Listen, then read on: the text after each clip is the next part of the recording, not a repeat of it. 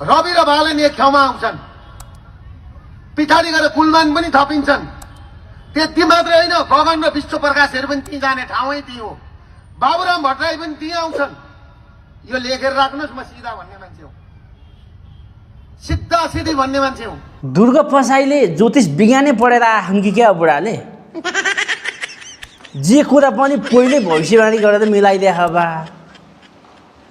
बालेन, रवि लामिछाने, त्यसै गरी नयाँ शक्तिहरू चाहिँ पछि गएर मिल्छन्। काङ्ग्रेस, एमाले, माओवादी पनि पछि गएर मिल्छन् भने त बुढाले ट्याक्कै मिलाइदिइरहेछन् त बा।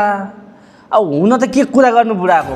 अब सिंहदरबार जल्नुभन्दा अगाडि यिनलाई पहिले थाहा रहेछ सिंहदरबार चाहिँ जल्दैछ है, उच्च अदालत जल्दैछ, नेताहरूका प्रत्येक घरहरू जल्दैछ, जलाउँदैछन् भनेर त बुढालाई पहिले थाहा हुँदो रहेछ त। यत्रो भविष्यवाणी गर्न सक्ने मान्छे त नेपालमा छैन है। दुर्ग पसाईलाई चाहिँ मैले माने, ल यी बुढालाई चाहिँ माने। अब आफू त बेरोजगारी एकदम, अब उमो केही लाग्न सकिएन है, पैसा पनि कमाउन सकिएन, नाम दाम कसरी कमाउने चाहिँ एकचोटि बुढालाई हात हेराउन चाहिँ जानै पर्यो म चाहिँ।